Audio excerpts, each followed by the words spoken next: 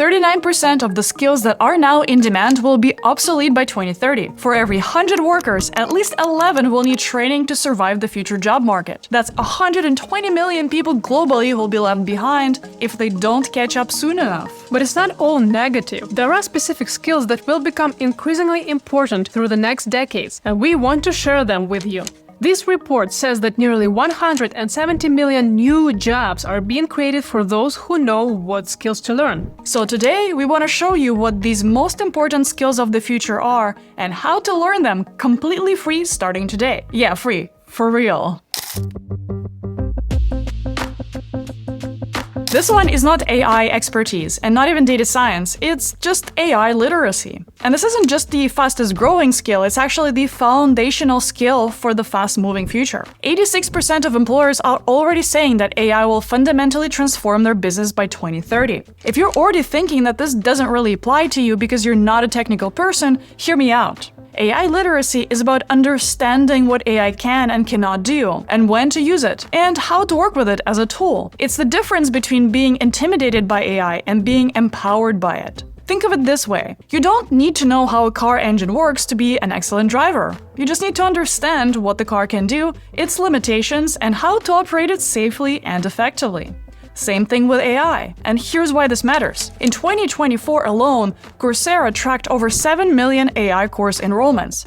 Out of them, 3 million were specifically on generative AI. That's 6 people enrolling in Gen AI courses every single minute. And what they're learning is not coding or machine learning algorithms. They're focusing on AI fundamentals. They're focusing on understanding what AI can and cannot do, and learning prompt engineering. So these 3 million learners who invite a deeper understanding of AI are the ones who are getting promotions, landing 6-figure jobs these days, or finding ways to work less with the help of AI. These are the kinds of professionals that employers will need. And even if you're not in the workforce, the likes of ChatGPT and Claude can help you solve day-to-day problems, learn a new skill, or simply find a friend. Another shocking thing that this report highlights is that by 2030, work tasks will split almost evenly in 3 ways. 1/3 will be done by humans alone, 1/3 by machines, and 1/3 will be done through human-AI collaboration. That middle zone is where AI literacy lives. I like to think of AI as an intern. You have to do a lot of explaining first to set the context, and then give it a lot of feedback when it messes up. But eventually, it gets pretty good at a specific task at hand. AI is not a silver bullet. You need to understand how to work with it and invest your time into making it work for you. And more importantly, you need to understand when to question it or drop using it as a whole. That is why AI literacy is so important, and I can't recommend it enough to learn. The best part about AI literacy is that you can build professional literacy in just a couple of weeks. You don't need to become an AI engineer for that. All you need to do is just to understand the tool well enough to use it. So you might be wondering, where do I start? Well, the easiest thing to do is to hit up Coursera for AI for everyone, or check out Google's AI Essentials, or Microsoft's AI literacy courses. All of them are available for free. And you can start with these simplest questions. What can AI do today? What are its limitations? When should I use it? And when should I not use it? How do I verify it's right? That's, in a nutshell, AI literacy. Then, if you want to get a little bit more advanced, then you can practice prompt engineering that's going to help you get the best and the most accurate information out of ChatGPT or any other LLM. And there's a reason why this is the very first skill on this list. It's because it's the highest ROI skill that you can build in the shortest amount of time possible. And it's pure literacy, not even technical expertise. The next skill gets a lot more in the weeds. 60% of employers say that digital access will transform their business, especially with the rise of AI agents and technology progressively integrating into our lives. And more digital means more vulnerable to cyber threats. And here is something wild from the report. 34% of companies surveyed said that geopolitical fragmentation is reshaping how they do business. Issues like trade restrictions, economic tensions, supply chain issues are all creating massive demand for people who can secure systems and protect data. Security management specialists are now in the top 5 fastest growing jobs. Not just in tech companies, everywhere, from healthcare to retail to manufacturing. Every single company, from your local startup to Fortune 500, needs a technology department that needs to protect the company's operations and data. If you understand the basics of network security,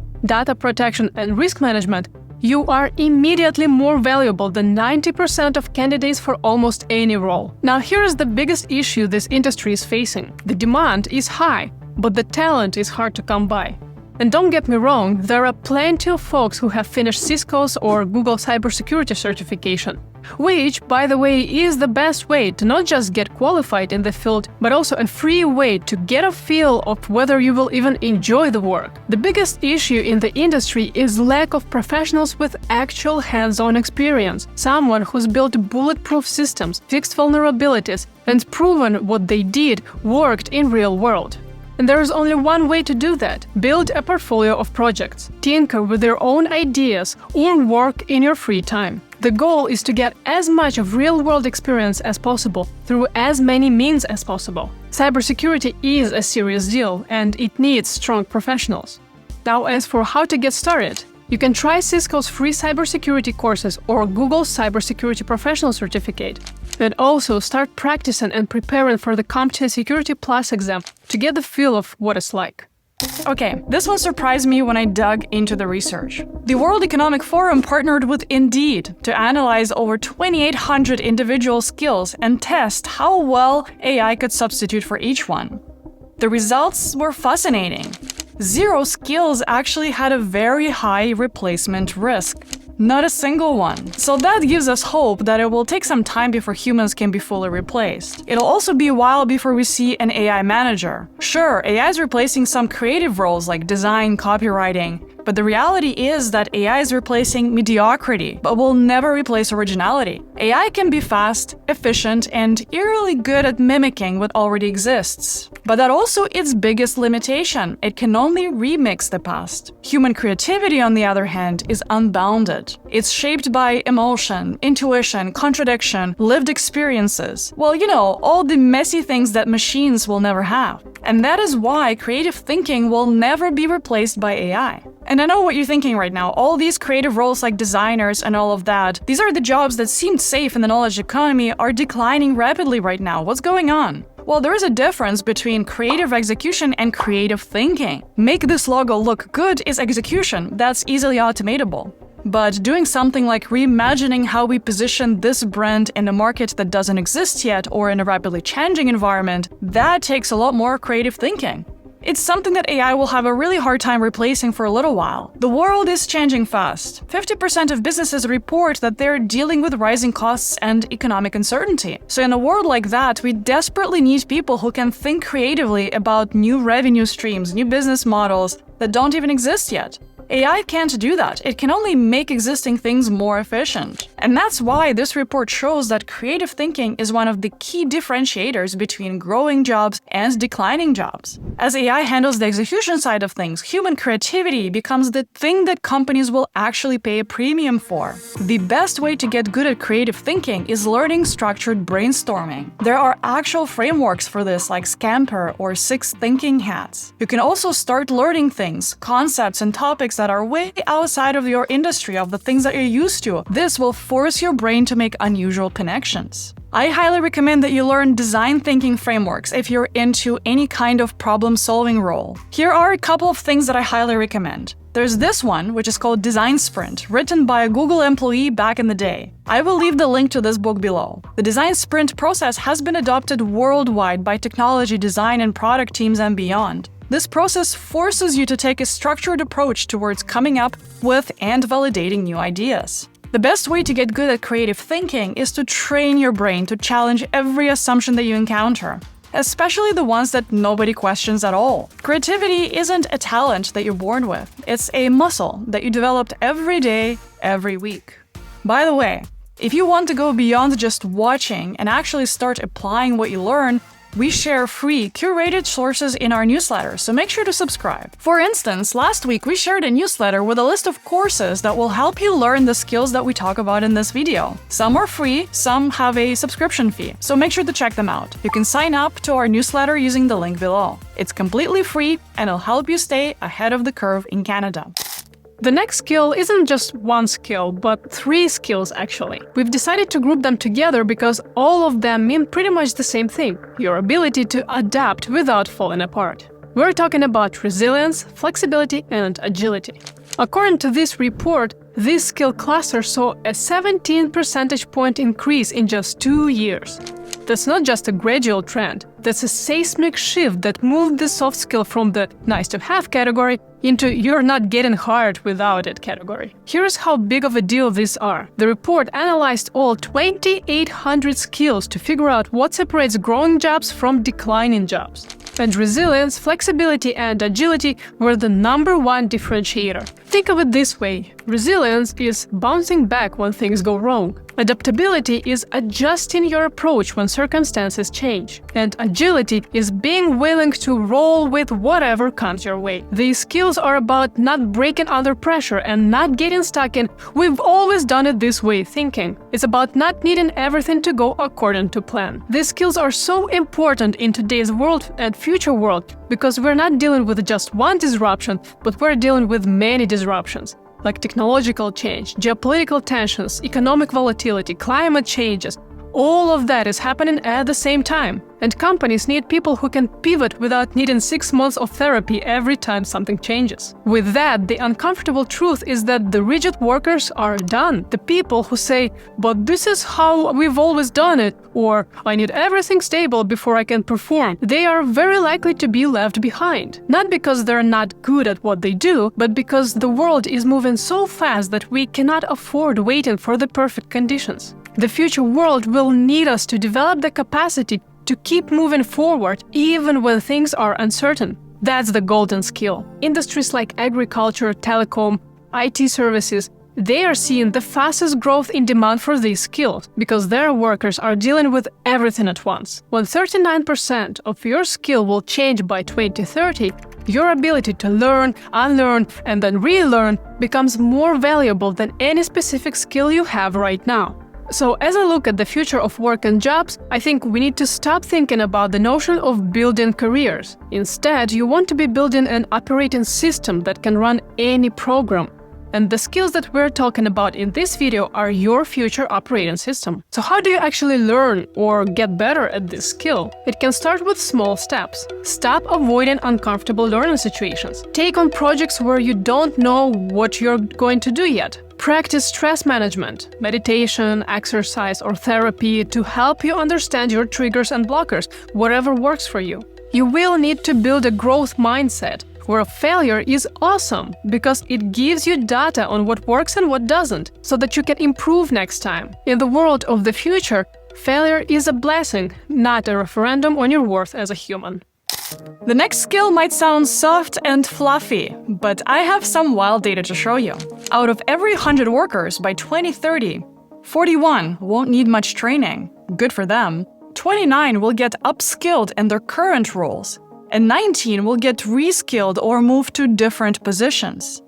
And then 11 won't get any training and will probably be out of the job. Those last 11 is 120 million people globally at serious risk of permanent unemployment. Not because they're incapable, but because they didn't take ownership of their own learning early enough. And learning these days has never been easier. There's so many different ways to learn, from the free YouTube University to micro-certifications to community-led mentorship platforms. But let's be real about what lifelong learning actually means. It doesn't mean taking a course every 5 years when you're forced to. It means building genuine curiosity about your field and adjacent fields. It means being the person who experiments with new tools before they become mandatory. It means reading and staying current, not because you have to, but because you're naturally interested in the subject. What is it that you're naturally interested in? Let us know in the comments below. So how do you start being curious? Well, be honest with yourself. What is it that you want to dedicate your life to in the coming decade? Set actual learning goals with deadlines for yourself. 1 new skill per quarter, let's say. Or it could be 1 book per month related to your interests. Or 1 online course every 6 months. Find some individuals that are thought leaders or knowledgeable personas in your given industry in that specific topic. And follow them, study them, not for entertainment, but for education. Seek out communities where people actually strive to share knowledge, not just complain about things. The goal here is to make learning a daily habit. And the next thing that you'll know, you're at the bleeding edge of change, while everybody else is stressing out about catching up. So when we're looking at this report, we initially thought that the flexibility skill demand increase of 17% was too much. This next skill saw an even higher increase in demand: leadership and social influence. That's the biggest jump of any skill in the entire report. It's not AI, nothing even remotely technical. Yet again, it's purely social, like most of the skills on this list actually. The ability to influence and align other humans is growing faster in importance than understanding AI. 40% of companies plan to reduce headcount where AI can automate things. 50% plan to transition workers from declining roles to growing roles. 77% plan to heavily invest in upskilling and the people that they're keeping. And we know that change is hard, and we need people who can lead all of that change. Someone needs to have the courage and the ability to help people transition between the roles and show them what they'll do instead. Someone also needs to convince teams to adopt AI tools and which tools are worthy of their attention in the first place. All while most of the team members are scared of change. Someone also needs to manage teams that now include humans, AI systems, and weird hybrid collaboration that nobody's figured out quite yet. Traditional project management isn't enough for this. Change management gets closer, but more fundamentally, you need actual leadership, the ability to influence without authority, align people who disagree, and create clarity when nobody knows what to do next. One of the biggest things that people in junior and intermediate roles miss is that leadership matters as much, if not more, when you're not a manager. Your ability to influence peers or cross-functional teams is what determines how much impact you'll actually make. Technical skills may get you hired for an entry-level job or somewhere along the lines, but it's the leadership skills that will get you promoted, get you that raise, and make you the person that they can't afford to lose. Now, here's the controversial take on this. Most people get leadership training wrong. They attend this 3-day training session and call themselves a transformational leader. These classes are full of inspirational quotes and vague advice about being authentic, inspiring, having a vision, and so on. That's nice, but it's not actionable, and it's generally really hard to put leadership theory into practice unless you've actually done it and you failed it multiple times. For me, I like to distill leadership into several categories and focus on each separately. Clear communication, as in, can you explain complex things simply? Then building trust. Do people believe that you're competent and have their interests in mind? Then you have making decisions under uncertainty. Can you move forward when you don't have all the answers? And last but not least, emotional intelligence. Can you understand your emotions and emotions of others? That feeds directly into building trust and sometimes even facilitates communication. That's it. Everything else is useless and bells and whistles to me in leadership training. Okay, so how do you start training for all of these then? One of the first things that helped me back in the day is joining a public speaking club, Toastmasters. This club helps you get rid of fearing to speak up, trains you to think really fast on your feet, and helps you stop taking yourself too seriously in the first place. It's a lot of fun, and just a couple of sessions can be transformational for you. Another best thing that helps you get better at communication is, believe it or not, content creation. Write a blog post, make a video. Writing helps you structure your thoughts. It gives you space to make mistakes. And the more you write, the clearer you start to think. The best way to start practicing the leadership muscle is by trying to lead. Take up a community or volunteering project. Stretch yourself. Your goal is to make something meaningful happen while rallying a group of people around it. And remember, you can't learn leadership from a book or a weekend course. You learn it by doing it, by failing, but trying again, failing again, over and over again, and just getting better at it, 1% at a time. The next skill on our list is easy to mix up with the job of HR. But the reality is, the moment you reach a decently senior level, you are suddenly in a position to consider hiring and managing people. This skill becomes one of the most definitive indicators of your success as a leader. I'm talking about talent management. According to numerous reports, the number one barrier to business transformation, according to 63% of employers, isn't technology. It's not funding. It's not strategy. It's skills gaps. Companies cannot find people with the skills they need. But also, let's be real, they are also not very good at developing the people they have. So as the result, employees often grow unhappy and leave. And now, the employers are also facing the retention issue. In fact, COVID was pivotal to how we, millennials and Gen Z, view employment. is no longer about loyalty, and companies increasingly don't see job hopping as something negative. Companies also realize that it's on them to do their best to retain their best employees. That's where the skill of talent management comes in. It's about understanding how to spot potential in people, develop their capabilities, and build environments where they actually want to stay, and do it soon enough before employees grow unhappy and quit. And it's not an easy challenge. Demographics are only making it harder. High-income countries are aging fast, shrinking their workforce. Meanwhile, low-income countries have expanding pools of young workers. So companies now face the complex task of managing talent across completely different demographic realities. That's where diversity hiring actually comes in, not as a political statement, but as a business strategy. It's a practical response to global workforce shortages. The goal isn't ideology, it's access, tapping into the broadest possible range of people willing to work hard. So how do you get good at talent management skill? Well, it all comes down to the soft skills and analytical thinking. How do you actually evaluate someone's good at something? If you want to really step into a coaching or talent development role, you'll want to go deeper than just, how do I tell someone what to do? It's good to start with understanding the frameworks of skill building, performance management, and developing people. I have 2 amazing books I'd like to recommend to get started and to get a feel of whether or not this is your jam. First is The Talent Code. This book talks about how to use the science of our brain and psychology to help you grow or help others grow. Honestly, this book is amazing and a must-read even if you don't have coaching aspirations, but maybe you're a parent and have children whose success you deeply care about. Another good read is Peak: Secrets from the New Science of Expertise. The author of this book spent his career studying high achievers and sports champions. And in this book, he talks about what he's learned about how the world's best approach learning and growth.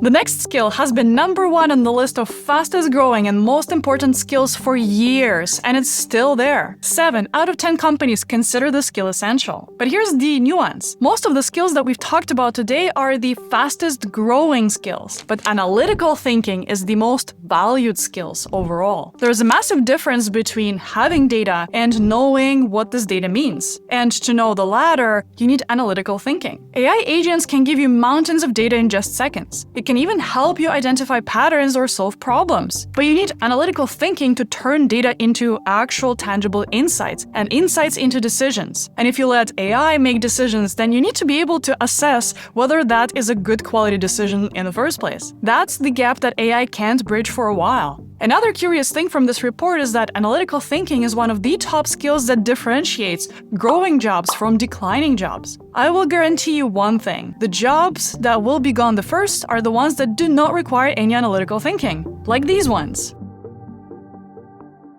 So how do you become analytical if you don't feel like you are already? Well, you can start by practicing breaking complex problems into smaller components or sub-problems. I like recommending learning statistics so that you can work with data. I also like understanding logical fallacies so that we can identify flawed reasoning. This, to me, is super critical right now in the age of social media and deepfakes, where we get bombarded with all sorts of nonsense. And who knows, maybe this video is nonsense too to you. So you need analytical thinking to decide for yourself whether it is or not. Overall, analytical thinking is just another muscle. It improves over time with deliberate practice.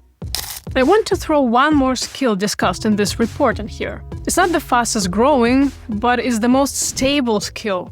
Something that consistently shows up as important and a core skill to have. The skill I'm talking about is dependability and attention to detail. Dependability separates competent professionals from exceptional ones, especially when you're in high-stakes environments like healthcare, finance, legal, or engineering. Attention to detail isn't just nice to have, it's critical. You want to be confident that the person that you're working with has triple-checked and validated everything before they hand it over to you. Otherwise, you would have to do it yourself, and nobody likes to do somebody else's job. Companies pay premium salaries for people they can trust to get it right every single time. And AI may seem like a solution here, but AI also hallucinates, and sometimes frankly goes bonkers. For instance, I uploaded an anonymized transaction report into it, and it selectively considers some information but not all data. So it takes attention to detail to catch that and fix it. Attention to detail is honestly also the easiest skill to develop on this list. All you need to do is just care about the work you do and pay attention to every single detail in your work. To start, you can develop systems and checklists for your work, especially for things that matter the most for your team, your boss, and the company. Also, practice mindful focus instead of multitasking, because multitasking is the best way to make mistakes. Trust me, been there, done that. When you are in the professional setting, it's critical for you to build a reputation for delivering exactly what you promise when you promise it. These days, in a world of shortcuts, entitlement, and good enough, it's excellence that stands out more than ever. I have one more bonus for you. This skill shows up in the report as one of the core, most important skills of the next decade. Surprise, surprise. This skill is motivation and self-awareness. Self-aware people know their strengths and weaknesses. They know when to ask for help and when to double down. They understand how they're perceived and can adjust their approach accordingly. If you want to achieve any kind of success in life, family life, social life, or professional life, you're increasingly responsible for your own career development too. This skill is cornerstone to success. You can't improve what you don't acknowledge, and you can't leverage strengths that you don't realize you have. Not to mention that people are oftentimes simply not taken seriously if they consistently fail to see their own weaknesses, whether it's in the workplace or in relationships. The easiest way to start is to seek honest feedback regularly. Feedback is a gift, even when it doesn't feel like it in the given moment. It's uncomfortable, but it's necessary. A reflection journal helps some people get their thoughts out of their head onto something tangible, a piece of paper. One of the things that helped me early in my career is taking up the personality tests, like the 16 personalities tests or the Clifton Strengths Assessment. I know some people don't like them because they tend to label you into a specific bucket as one thing or another, but at this point, our goal is to understand ourselves as much as we can, and that includes understanding which labels others tend to put on us too, because people will always do that. The greater question is what we choose to do with that information, and how we choose to label ourselves. If these labels trigger us in any way, we should ask ourselves why, and when we react emotionally to them. Self-awareness is the meta skill that amplifies everything else on this list. In the end of the day, having the skill is not everything. You also need to know how to articulate it and to communicate it for the right audience, so it helps people actually see your value, whether it's for a job interview or a networking event. And that's why we've built Boost, a career accelerator designed to help you uncover what truly sets you apart. You'll identify your unique strengths, learn how to communicate them with confidence, and turn them into a career profile that opens doors, not just lists jobs. Too many talented people in Canada, especially newcomers, struggle to find jobs, not because they lack skills, but because they don't know how to show them. Some never even get the chance because they skip the most critical steps and miss what employers are actually looking for. That's why we created Boost. It fixes all that, so you can feel confident, focused, and ready to land the opportunities that you deserve. Check out theboost.ca for more information.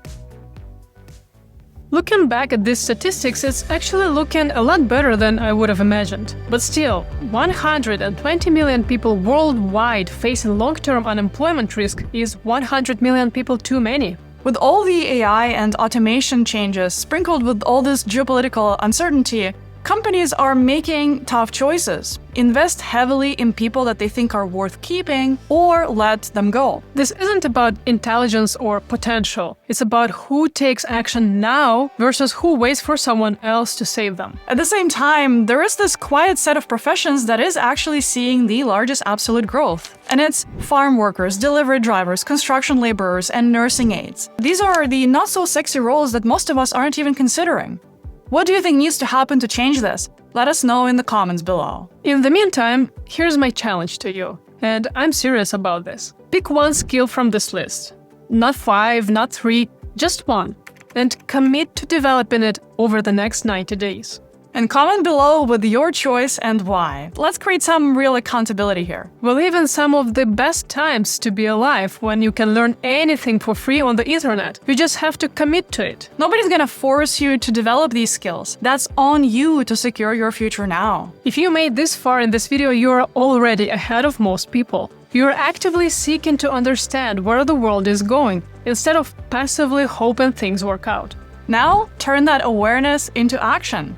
And hit the like button below if this was valuable, and subscribe, because we're breaking down the future of work every week.